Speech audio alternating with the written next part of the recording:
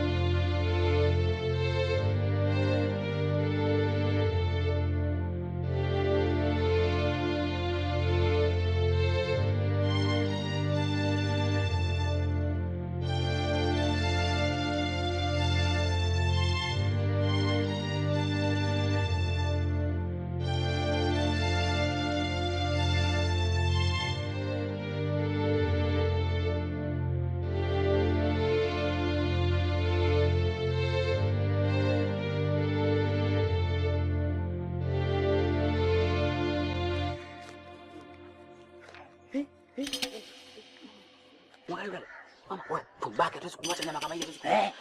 Dada, just samani dada. Njoo hapa tunataka tuzungumze naye kidogo samani. Sikia hapa dada. Tusikilize. Kumbe kuna njia inatoka huko.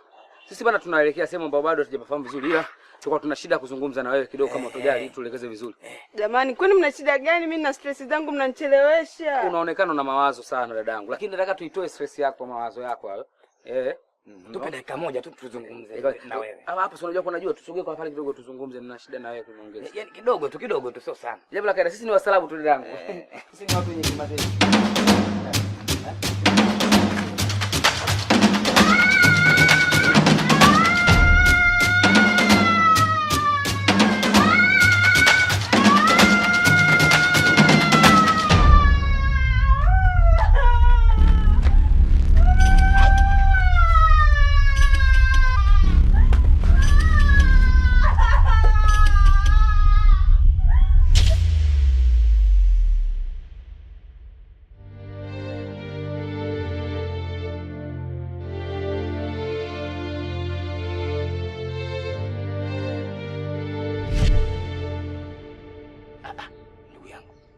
Mbona unajinunisha? Sio unajinunisha. Yaani mimi nataka nikuchane leo. Tumeshako kwenye dakika 10 za maangamizi, si ndio Sizungumzii Bongo Flava hapa. Nazungumzia nataka nikupe makavu live. Hivi wewe mwanangu unakaa nyumbani kama zindiko, uhangaiki kutafuta riziki, kutafuta pesa. Mimi ndo nahangaika huko kutafuta pesa ili niweze kukulisha wewe. Kwa kuna wakati mwingine najaribu kujiuliza, wewe ni mwanamume kweli au kama mke wangu tu unakulisha mimi? Chumvi. Umeshaanza kunitamani ndugu yangu? Sijaanza kukutamani, na kutamani sura hiyo, sura kama sura ya punda milia hiyo, sura weka. Ndio nashangaa sasa. Hebu nisikize nikwambie. Nakwambia jambo hili moja tu. Leo siwezi kutoa hela peke yangu. Tunakwenda mwendo wa donation. Toa buku na mimi nitoe buku. Buku hilo utakapolitoa wewe, buku moja tunanunua samaki kukaanga, buku moja tunanunua unga, tunatoa dongo au chanecha. Usiwe hivyo ndugu yangu. Mimi sasa hivi riziki yangu imekuwa ngumu. Kumbe ndugu yangu, riziki yako sasa hivi ishakuwa mwanzo wa chuki, si ndio Kama nyimbo zinavyoimba. Wewe kupata riziki imeshakuwa mwanzo wa chuki, unanifanya mbazazi Kwa hiyo umeanza ubazazi, si ndio? Mimi cha kufanya bwana, si ndio bwana? Weka ndio vikolokolo, mimi hapa nitawasha moto, nitakoleza, nitaweka kichungu pale, nitakisokota robo, nitalisokota mimi. Na vyombo nitaosha. Kwa hiyo ndo unaona kazi ya maana hiyo. Yaani mwenyewe unaona kupika ndo unaona kazi ngumu Wewe yaani kutoa wewe tena mimi mpaka unisemeseme. Yaani nikwambia kitu kimoja. Mimi leo siwezi kukunulia wewe chakula ili ule tu kama mtoto wa kike. Basi bwana ningekuoa tu. Unaenda kwenye matusi. Matusi kivipi sasa? Unaanza kunituka. Yaani kivipi? Yaani unanioa unanioaje? Matusi kwa sababu ya kula. Usinikimbie kaka zangu. Amepajuaje hapa? Ni yeye. Alafu usitumie mpaka ni yeye. Ala DJ. Wote. Naombeni mrudi hapa mnisikilize. Nimekuja kwa amani tu. Akaja kwa amani kumbe. Turudi tu. Swali.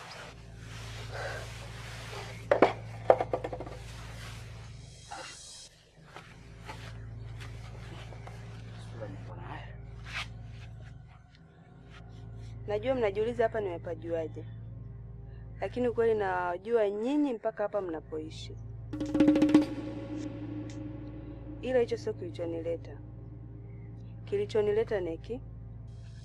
Mnakumbuka mlivyonifanyia kile kitendo chenu? Nakumbuka. Yote ni wewe yale. Kwa sababu mimi nilikwambia mwanangu tumwache dada watu. Wewe kamata tu kwa sababu amejaa jana minyama yote, si minyama mafuta. Nikakwambia achana nayo mambo mwanangu. Angalia sasa sio. Lakini kakaangu mimi sikuja kwa ugomvi. Mngenisikiliza kwanza. Sasa toka ile siku mlivyonifanyia kile kitendo chenu, zimepita siku kadhaa, sioni siku zangu. Kifupi nina ujauzito.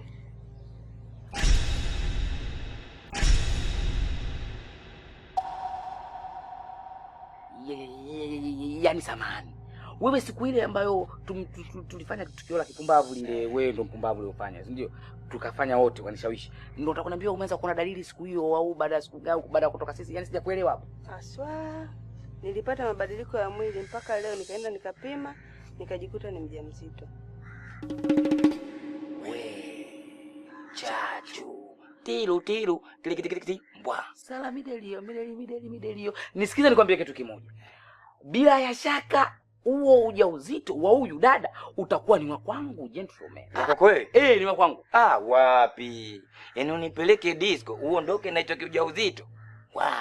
Wapi na wapi mwanangu? Huu ujauzito ni wangu. Acha uongo wako, ujauzito wako wapi huo? Wewe unaweza kumtia mtu ujauzito? Daktari hajamsikia anakuambia kwamba una uwezo wa kumtia mtu ujauzito. Lazima aje kwangu mimi kwa sababu mimi nilipomwona siku ya kwanza tu nikaanza kumtamani mtoto wa kike. Nikasema mtoto jamani, kaja ana nyama kama nuru la ng'ombe. Nikasema tumbake. Anaanzaje kwa mtoto wako? Na tulivyoingia mjumbani, nani alianza kushegua? Wewe ndio ulikuwa kwanza, lakini una nguvu yote. Wewe subiri, kashegua. Mimi na ule nikashegua vizuri. Sasa kaka zangu msigombane kwa sababu mimi na nyinyi wote hatujui hii mimba ni ya nani. Ni vyema tusubiri mpaka mtoto atakapozaliwa. Mtoto mwenyewe ataonyesha mwelekeo kama baba ni nani. Huyo mimi na damu kali kweli, akitoka mtoto kama mimi kopi. Yaani nikwambie ni kitu kimoja kidangu. Usende mbali au usende wapi. Mimi nitafanana naye tu. Mimi damu yangu kali. Wapi? Kupeleke disco. Rudi na mtoto. Wapi? Huyo wangu. Wewe sura yako shakataa, mtoto ataharibika huko. Msizozane ndugu zangu. Pointi ya msingi ilionileta hapa ni kuhusu huduma ya ujauzito. Basi sasa dada, sisi tumekuelewa. Na mimi naongea kutoka moyoni mwangu. Nitahudumia ujauzito wangu kwa gharama zozote zile. Ukiwa na shida basi utanipigia simu yangu. Umeelewa? Namba yangu 0712313247. Sasa kaka zangu, mimi nakaa hapo mtaa wa pili kwa Mama Roda. Mkinitaka kwa ajili ya matumizi nione pale mtaani. Mama, unasikia? Kesho naanza zile huduma zangu. Sasa kesho namtafuta Mau, anakupigia zile photoshoot za kitumbo, tunapost mama mimi baba yake. Umtafute Mau una hela? Hapo ulipo unajua kuna kitu gani? Unatafuta Mau, unatafuta photoshoot na nini? Acha kujishobokesha kwa bashemeji zako. Basi sawa kaka zangu. Mimi niwaache. Haya sawa, karibu sana. Usiniangushe. Haya, kumbushana hapo. Wewe mwenyewe tu ushikiaji wako unategemea. Maana kipito. Kibolibo. Bwana. Kwani asibaki kwa shemeji yako tu ukatumia ungwana huo tu alafu kwenye harusi uenda kuweka kama mshenga na kuvesha nusu kanzu kama nini wanaitwa sijui nini wale na vikofia vyao baba sheva kawaida vile. Sasa kumalizia tu wapi? Haiwezekani. Yaani wewe unakuwa mbishi mbwa wewe. Wewe unaweza? Wewe mimi naweza, mimi siwezi kwa yule pale siwezi. Yaani natakiwa yule demu wangu. Wewe ubaki shemeji. Yule? Hapo umeona mzigo ulivyokuwa? Yaani kama maputo na kaputo katikati kuna kipanda panda. Sasa utamhudumiaje? Nitakuzidi kete utakoma wewe. Tutaangalia hapo pesa yake. Yaani wewe useke hela mchagoni. Tupinge. Shoga yangu, kinachoniuma zaidi, Galasa hataki kabisa kuamini kama mimi na uwezo wa kushika ujauzito. Yaani kabadilika kabisa, sielewi ana nini. Sio Galasa tu. Hata wewe bwana mkubwa chumvi nyingi. Yaani haelewi kabisa na asikii. Sasa wao watakuwa na nini jamani? Yaani mimi mwenyewe hata sijui. Alafu isitoshe, mimi nimeenda kupima eti. Nimeonekana sina matatizo yoyote. Njia zangu zote zipo sawa. Hata mimi pia nimepima, nimeambiwa kwamba sina tatizo lolote na na uwezo wa kushika ujauzito. Nashangaa yule bwana hataki kuelewa. Ila mimi nawaza. Tunafanyaje? Kwa nini tusikae? Kila mtu akatenga muda wake akamfuata mwenzie akamwambia kwamba ujauzito kushika ni mipango ya Mwenyezi Mungu. Hapo umenena. Mimi nitamtafuta Galasa ili niongee naye na wewe nitafute wa kwako ili uongee naye tujue tunafanyaje. Sawa, na mimi nitamfuata. Okay, hamna shida. Unajua Galasa, mimi mwenzako nimekaa nimefikiria baada ya kuja yule mwanamke ule muda pale. Nikasema kwanza ni jambo la kumshukuru Mungu sana. Pengine inawezekana dokta kweli alitudanganya. Kweli. Nimekaa nimefikiria kwa sababu nina elimu yangu mimi ya kutosha tu. Nimekaa na brain yangu nikapata wazo. Unajua hata shughuli kadha ijaanza kuna kitu kunaitwa kufagia uwanja. Unajua maana kufagia uwanja? Hata kijua kufagia uwanja, yani kama kwenye show ni utangulizi. Basi wazo langu mimi ni kwamba tufanye jambo moja la kufagia uwanja. Kwa sababu ukishafagia uwanja kuna baada ya kumaliza kufagia uwanja usiku utasikia wanafunga muziki. Wakishafunga muziki utasikia masela hapa kula wavuta bange. Upande wa pili kuna watu wengine ingia kwenye machaka huko kwenda kufanya kitu gani unajua wenyewe. Kuna wengine wanafanya vitu vya ajabu ajabu. Kwa hiyo basi yule mwanamke kwa sababu ana ujauzito na hata madokta wanatuambia mwanamke wako akiwa na ujauzito unatakiwa kwanza umuandae vizuri. Umeona bwana ili asijifungue kwa shida. Uongo kweli? Kweli, ipo. Kwa hiyo basi mimi nimekaa nimefikiria nimeona kama yule mwanamke kama ana ujauzito kweli. Pengine ni wa kwangu. Umeelewa? Niwe namuita nyumbani pale awe anakaa pale nyumbani. Wote tafuta geto kwa msela wote kaishi. Unaelewa? Anapoishi pale nyumbani kwangu mimi niwe namtengeneza katika hali ya kuanza kujifungua kwa urahisi. Yaani niweke vizuri njia yake ya kujifungua vizuri. Wewe unalionaje hilo? Wakati wewe niko wapi? Yaani mimi kama hilo jambo na wewe umelithibitisha ni zuri. Wewe utakuwa mimi nikimchukua yule kimfano nakaa naye pale kwa sababu sisi ni shemeji yako tu. Unatakiwa kukubaliana na hiyo hali. Kwa vyovyote vile kwa sababu wewe huna uwezo wa kumpa ujauzito yule dada. Mimi nilivyokuwa nimembaka pale ndo nikamtia ujauzito unaotakiwa. Kwa hiyo basi wewe utakaa nje. Utakapokuwa umekaa nje, mimi hapa nitakuwa niko ndani. Wewe utasikiza tu misondo. Au cha kukusaidia nitakuwa nakupa shilingi 100 kila baada ya kuwa mimi nataka nifagie uwanja, nakupa shilingi 100 ukaangalie video kwenye banda la video. Yaani mfano wewe picha la kina Anodi Jenny au lile komando kipenzi lile anamkata mtu mkono live. Kwa hiyo wakati huo mimi nakuwa niko kwenye banda la video na kana yule bibi Sio mbaya, lakini sasa angalia nikwambie kitu. Tunalipindua sasa. Umeelewa? Tunaangalia upande wa pili. Upande wa pili wewe ndio unakuwa mwangaji video, mimi nakaa na mtoto. Kwa unapenda ubishani wewe? Wewe ndio unataka ubishani. Wewe unapenda ubishani kwa sababu mimi tena nimekwambia, alafu mimi ndo nimetoa mawazo. Sasa nikwambie kitu kimoja, umeelewa bwana? wazo umelitoa wewe. Lakini angalia hata kuna sehemu nyingine kuna mainjinia wanapima, sisi wafanyaji wa kazi. Umetoa wazo, mimi nalifanyia kazi. Wewe ni mtu akujibu tu sawa, wazo lako ni zuri na ninakufuata blaza. Mimi ni kaka yako mbwa wewe. Tatizo lako wewe ni mbishi, alafu wewe ni kiburi, alafu unafikia kipindi paka unanitia hasira na unakwambia sasa kwani kula haja gani kuishi mimi na wewe? Kwanza geto la kwangu lile. Baba la kwako lile. Aya na ule ulimi. Godoro? Chukua godoro lako nitalata kwenye tailizi. Nichukue. Haya mimi nachukua naenda kutuya kule kwa mpenzi wangu kule. Wewe ondoka na godoro wapi? Acha ujinga wako bwana. Hebu tujaribu kujadili mambo ya msingi bwana. Hebu nisikilize. Ndio. Na kuona wewe bado unatamana shemeji yako. Basi. Kutokana na yeye mwenyewe kasema ujauzito ule bado hajajua wa nani. Tuende nyumbani kwake tukamwambie, tukamshauri, tuweze kuzungumza naye. Basi ikiwezekana ahamie nyumbani kwetu. Atakapohamia nyumbani kwetu, kile kigodoro chetu kidogodogo, mimi nitakuwa nalala hapa mwanzoni, yeye atakuwa nalala hapa kati, alafu wewe utakuwa nalala mwisho, lakini unatakiwa upinduke upande wa pili, uweke upande wa ule mwingine ambao mimi niliyopompindukia kule, uweke upande wa miguu. Yaani wewe uweke miguu yako. Usisikize chochote. Umenielewa? Sio mbaya, lakini nikwambie kitu kimoja sawa. Unajuaga mimi siwezi kulala nikageukia sehemu moja. Mimi ni mtu wa kuhangaika na nengeneka, yani umeelewa? Umeelewa? Sasa mimi ninachokiona hapo, yule analala kati, si ndio? Usiku tunatemingiana. Wewe si mchezo wa kulala na kukoroma. Ukilala mimi napinduka. Na mimi nikilala naona wai. Kwa hiyo tule timing hapo. Yani timing. Kwa maana kupiga jicho namna ipi umelala? Ukilala mimi naruka naye. Alafu nimelala. Nipotelea mbali. Utanifanya nini hata kama hujalala? Hivyo tusifanye kwamba yenu usifanye yani kwamba eti potelea mbali mpaka nikilala. Haya sawa, mpaka ukilala. Basi hiyo sala. Hata wanangu. Hapo nakukubali.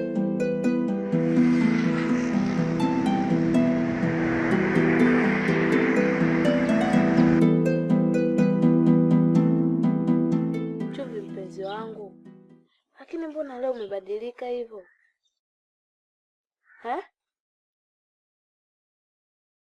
Au kwa hili tatizo ambalo mimi nashindwa kushika ujauzito, si ndio?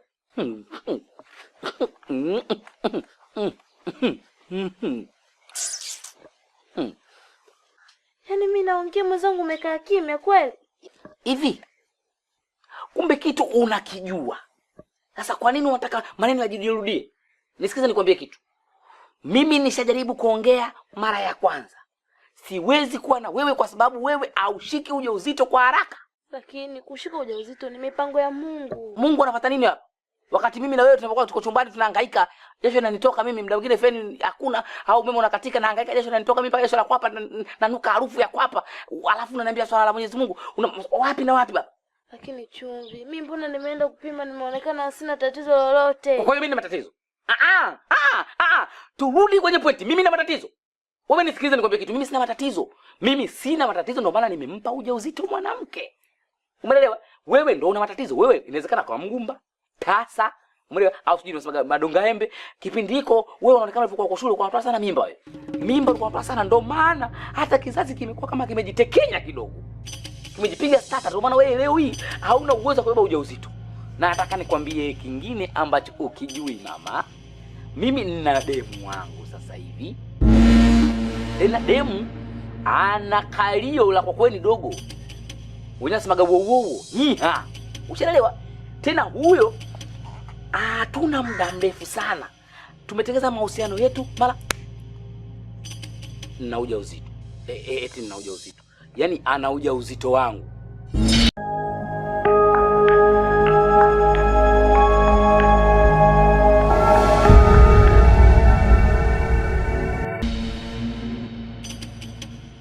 Wewe karaga bao, tafuta sehemu ya kwenda. Hauwezi kuwa na mimi tena. Umenielewa nadhani? Kumbe chumvi. Siku zote mimi nakaa hivi kupaona mwanamke mwingine. Yaani siku zote wapi? Nimekwambia nimempata juzi tu. Juzi tu, yaani kishindo kulala jana, leo tumeamka. Yaani mimba nayo. Mimi natafuta wanawake ambao wenye mimba ya faster. Mtu abeba mimba faster, abeba ujauzito faster. Wewe umekaa kama zindiko huu mwaka unakatika mwaka tena na nusu. Let's go. Nyanyuka uondoke. Unanifukuza? Kwa sababu mwanamke wangu akija, anaweza akaja akakuona hapa. Alafu akija kukuona, anaweza akapata na hasira. Unajua wanawake wana ujauzito jamani. Wanakuwa na hasira za karibu. Anaweza akasema mimi nakula vidonge, akala vidonge bui, alafu mtoto akafa. Wakati huo unafahamu mimi napenda mtoto kuliko maisha yangu. Mama, let's go. Toka. Nitakupiga jiwe. Sawa, mimi naondoka. Ila utanikumbuka Chumi. Utanikumbuka. Umekuwa baba taifa. Nenda kama msio baba taifa, lakini mimi nasema hivi, utanikumbuka. Yaani Chumi.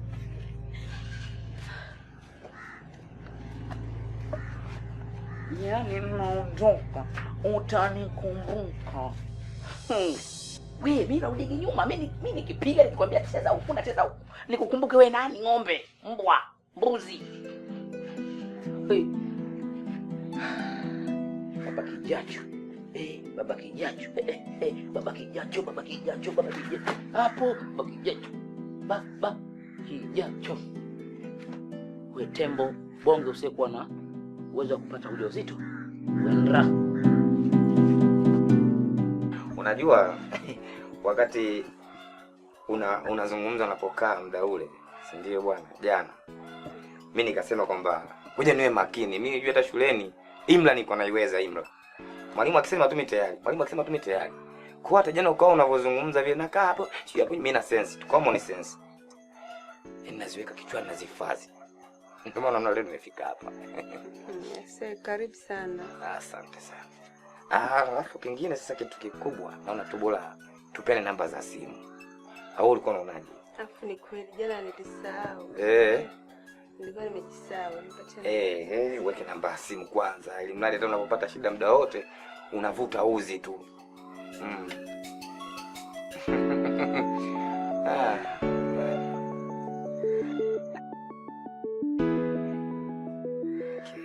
Hapo sasa sawa. Sevo. Sawa. Alafu hivi wakati umekuja pale jana,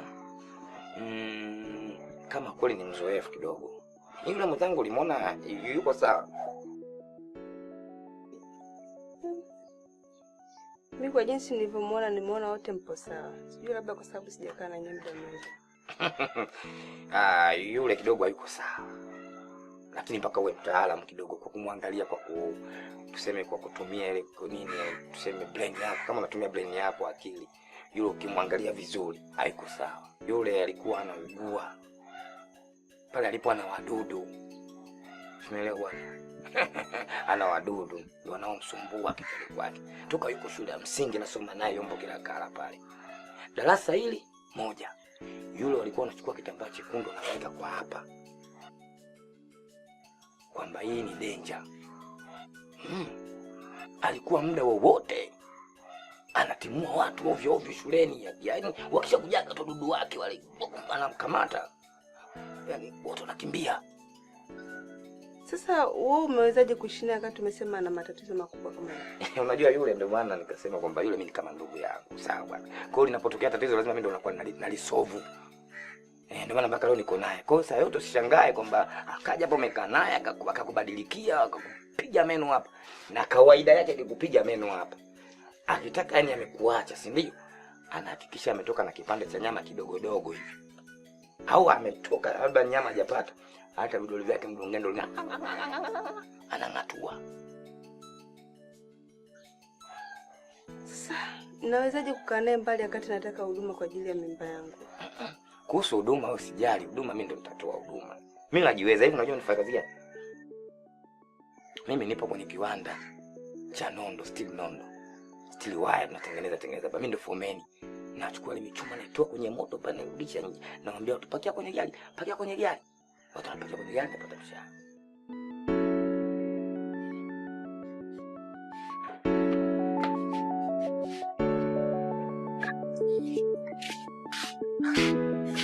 Sasa mimi nakupeleka wapi wewe? Yaani nakushika na kutoa chooni mpaka huko nakubali kushika. Kwa nini usingesema bwana mimi kazi yangu kukaa chooni, kuchokonyoa pale kama itakuwa imekaa pembeni?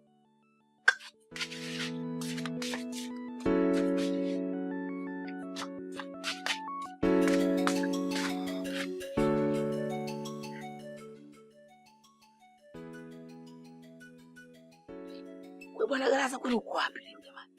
Mbona tangu muda mimi nakuwa skuli hapa nyumbani msako yangu naenda kwa juu sasa hivi.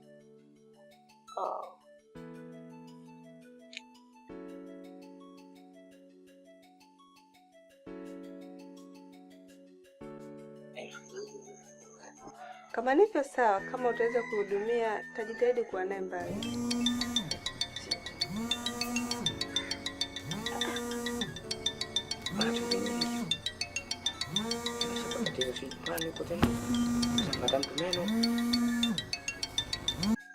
Chumvi. Oya, Galasa. Unasema? Uko wapi mwanangu? Mbona sikuoni muda? Yaani sasa hivi tena nishafika masaa kama 2 hivi. Hapa nyumbani niko peke yangu. Wewe mwanangu, sikuoni na sio kawaida yako.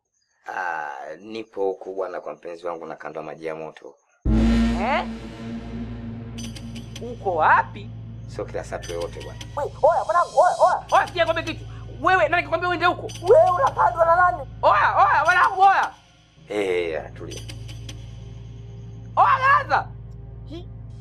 Huyu ananipiga kitu. Oya. Wewe manake baada ya kukandwa kinachofuata ni sio boya.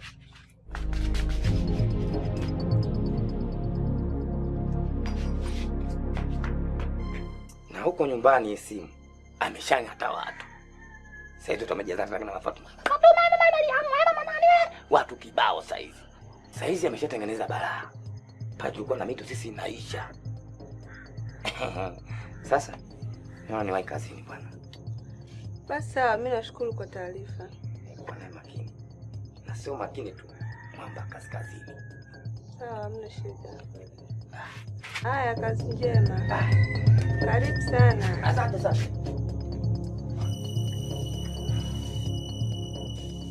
Injinia.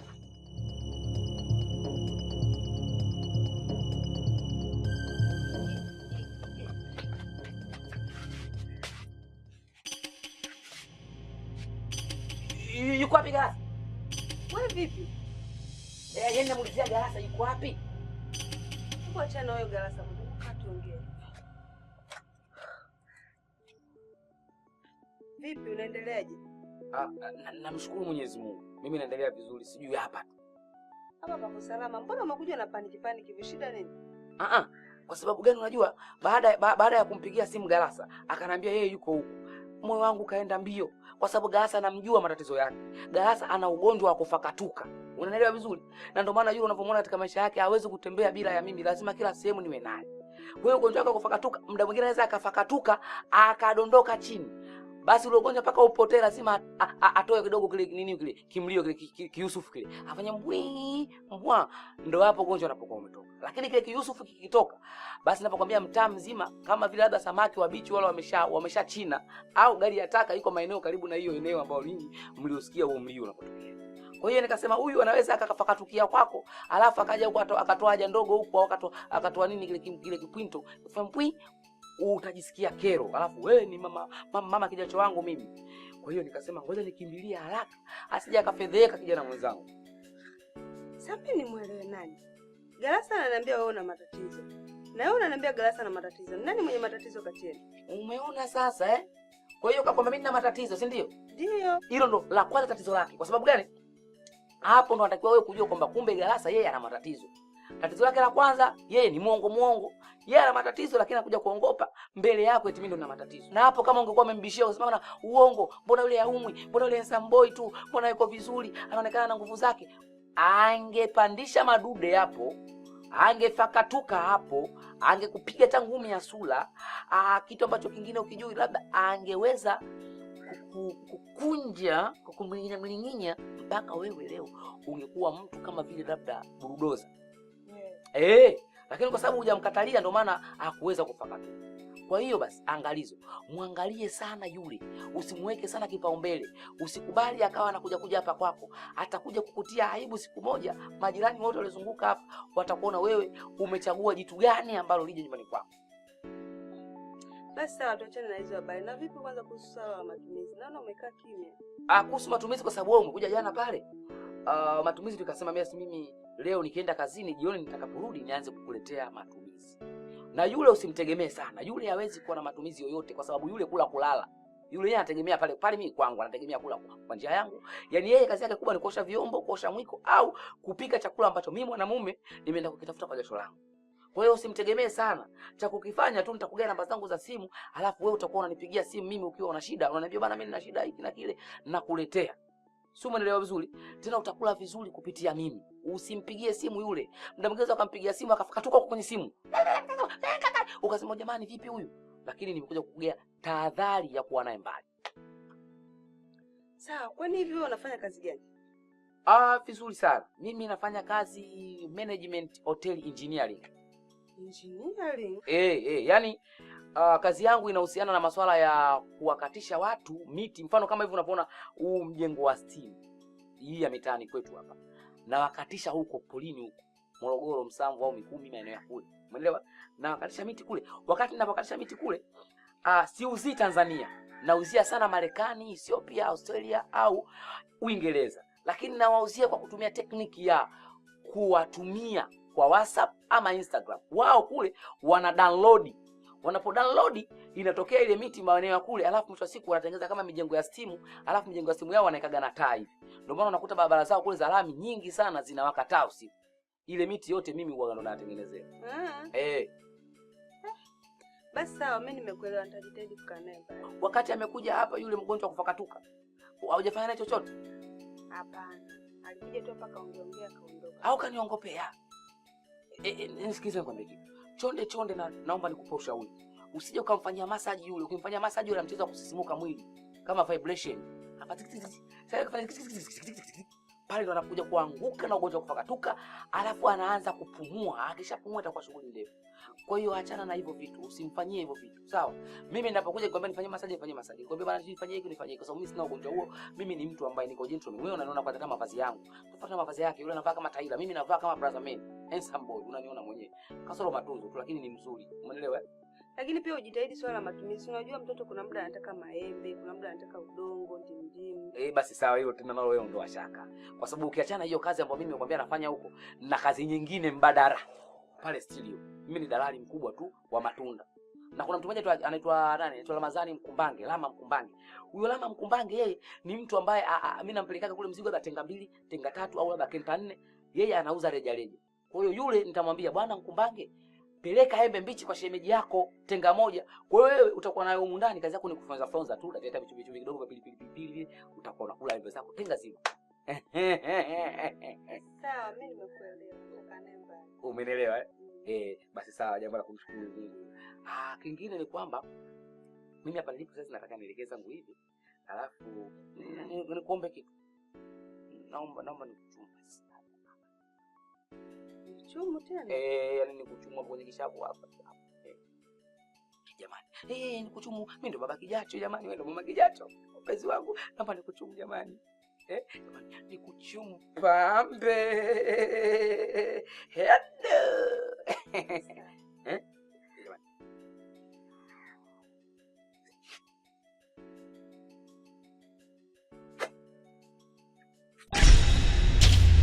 Jamani shemeji yangu. Yaani imekuwa kama bahati siku ya leo kukuona hapa, lakini kila siku ya Mungu mimi najaribu kujiuliza shemeji yangu yuko wapi? Mbona hata nyumbani kwetu pale hatokei? Umekuwa kimya. Tatizo nini shemeji? Tatizo nilipo kwa rafiki yako shemeji. Yaani rafiki yako hanitaki kabisa. Hata nikimpigia simu yangu hapokei. Sasa kwa nini? Yaani kwa nini nataka kukuona wakati wewe ni mpenzi wake na mimi nishakuzoea shemeji?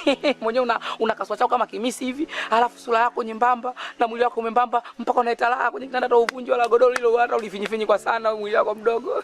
Tatizo kwa sababu mimi sina uwezo wa kushika ujauzito. Yaani haushiki ujauzito, kwa hiyo yeye naamini wewe ndo una matatizo. Hebu nisikize shemeji yangu nikwambie kitu kimoja. Mimi bwana juzi mimi na yeye tumetoka tukaenda hospitali. Kuna pale hospitali tukakutana na dokta. Dokta akasema kabisa, wewe bwana mkubwa na ananionyesha mimi, wewe kizazi unacho, hauna shida yoyote. Lakini huyu mwenzako ana tatizo la kizazi. Nikamwambia tatizo la kizazi limetokana na nini? Eti alikuwa kiumwa UTI miaka mingi sana, UTI imekuwa sugu, imemengenya mayai yake, sasa hivi hana uwezo kushika ujauzito. Eti kushika ujauzito. Hana uwezo wa kumpa mtu ujauzito. Kwa hiyo yule alikuwa kiumwa UTI. Yeye ndio mwenye matatizo kwamba ana kizazi, sio wewe. Umeelewa? Sasa kama anakumind wewe haupati ujauzito bila kujijua kwamba yeye ndio mwenye matatizo, anakosea. Na nikushauri tu basi kitu kimoja. Yule usikubali ukamweka mbali. Si umeelewa? Mweke karibu. Mimi shoga yako yule simtaki siku hizi kwa sababu moja tu. Yeye ndo hana uwezo kwa ujauzito. Mimi nina uwezo kumpa mtu ujauzito. Lakini yule bwana mkubwa, swaiba yangu, yeye ndo hana uwezo kumweka mtu ujauzito. Umeelewa? Na najua wewe unampenda sana.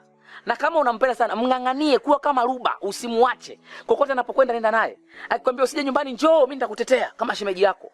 Ukifika pale kabla ya kumuuliza, fua nguo zake, pika chakula, tandika godoro, sijifanya kitu gani. Akija kidogo mtekenye, mfanye kitu kama hiki. Lazima atalegea. Usikubali penzi lako likatike. Au umpendi kwa sababu yeye hana uwezo kumzalisha mtu. Shemeji, mimi nimekuelewa. Mimi sitomwacha, nitaendelea naye kwa sababu mimi yule nampenda. Tena nampenda kweli kweli kabisa. Sasa unaelekea wapi? Mimi naelekea zangu hivi shemeji. Huko? Basi mimi mwenyewe nilikuwa naelekea zangu hivi maskani. Kwa hiyo basi baadaye. Shemeji. Sasa unazidi kugwaduka tu. Gwadu. Hamna kawaida. Unazidi kushamili. Mbona umeshaanza kuongea mambo yako? Niambie. Naongea ujue kitu ambacho kilichokuepo. Kwani sikwambia kweli? Beautiful. Snapchat. Bwana umeanza hapo ukianza kuongea hapa. Tutafika hata saa ngapi? Sasa shemeji, yani kwa uzuri wako wote kweli shemeji unashindwa kujipambania, unamwachia mtu kweli anachukua mali yako shemeji. Yani mbona unajitenga sana kwa mtu wako? Lakini shemeji, sababu si unaijua hata wewe. Tatizo sio tatizo shemeji yangu. Wewe kwanza jiangalie wewe mwenyewe. Na huyo mtu ana hadhi anayemtaka yeye, kwa sababu anamtaka yule mwanamke yule hayuko vizuri shemeji. Yani amezaliwa tofauti kidogo na wewe. Umeona bwana? Yani hajakaa kwenye level. Huku unakuta kidogo upande mmoja umezidi. Yani kaliliko limezidi huku, iliko limezidi huku, macho kidogo yametokeza kama mgonjwa nani, mgonjwa wa typhoid. Yani yuko vibaya. Wewe uko vizuri shemeji yangu. Yani kwanza kwa uzuri wewe hakufikii. Kweli? Mimi nakwambia yule mwanamke nyume umemuona? Yaani mbele ya chezi, nyuma tikisiki. Unajua wewe soka mbalimbali mwisho siku mpaka uje kupigwa simu. Anayemiliki ex wangu nani? Wewe utaki kufika huko. Kaa karibu na mwenzako. Mimi nitakupambania mambo mengine. Nitakupigia ndogo zile. Mapenzi yenu yawe moto. Kuwa karibu mliwazi mimi maisha yaende. Usikubali kijinga bwana. Lakini shemeji, wewe kabisa unajua tatizo la mimi kutokukaa na bwana Chumvi. Mimi siwezi kushika ujauzito. Sasa ninawezaje nikarudi tena? Mimi nikiangalia kiundani zaidi si ndio? Wewe matatizo huna shemeji, wewe sio mgumba. Inawezekana ndugu yangu ndo kana matatizo. Sawa bwana. Mimi sasa ninachokitaka mimi kukifanya. Mimi nitakupeleka kwa mtaalamu. Sawa ukatafute dawa yani za kumhangaikia yeye au wewe. Sawa? So mimi shemeji bwana nikwambia ukweli. Mimi bwana waganga na wajua bwana kiukweli. Mimi niko nafanya kazi, si ndio bwana? Kiwanda cha kibiliti. Nikipata langu 100,000. 90 yote kwa waganga. Na vijua vilinge kuliko hospitali. Haya bwana, mimi nimekuelewa. Sasa mimi acha niende kwanza. Afu nitakutafuta mradi ndo unisaidie vizuri. Haya usimuache, sawa? Haya sawa. Sawa bwana, nyimbo mbona zinaimbwa bwana? Kama unaweza mtie kamba mumeo mzuie meo. Umeanza utiko yako. Mimi. Ngoja niende basi. Kwenda huko.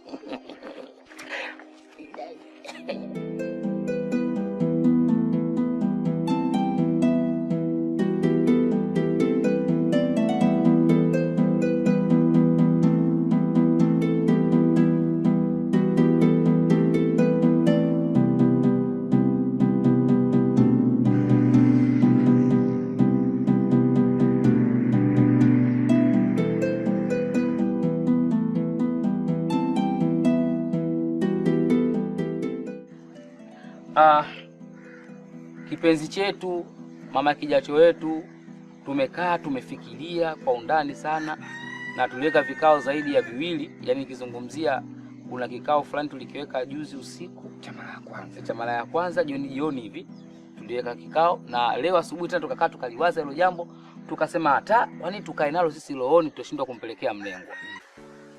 Kikubwa ambacho kimetuleta hapa ndugu mtazamaji wa chaneli yako pendwa, ndugu mtazamaji, yani kipenzi au mama kijacho wetu, kikubwa kichotuleta hapa ni jambo moja tu.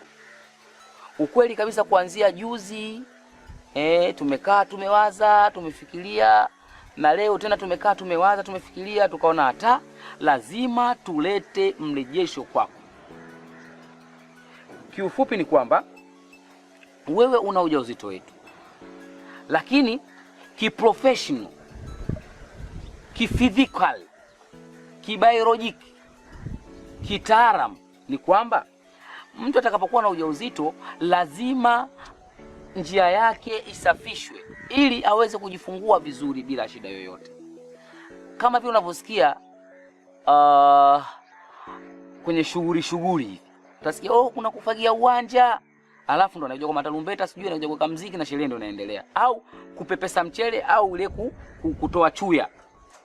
Kwa hiyo sisi tukawaza tukasema kwamba kumbe hata sisi tunaweza tukaje tukazungumza na wewe ikiwezekana tuweze kusafisha njia. Au unasemaje bwana Galasa? Unajua sisi tunaishi kwa mifumo. Umeelewa? Mtoto anapokuwa yai mpaka anapokuja kuwa mtoto, anapokuja kuwa hivi, tunaishi kwa mifumo. Kwa hiyo tukasema sasa hivi mfumo wa sasa hivi sasa ni kusafisha njia. Ukisikia kusafisha njia, maana yake ni kutoka mfano kama hapo ukienda zako msalani, kuna kuwa na visiki vya mpingo, umeelewa? Kuna kuwa na mijiwe, umeelewa? Kuna kuwa na zile zito ambao unaweza ukabana njia.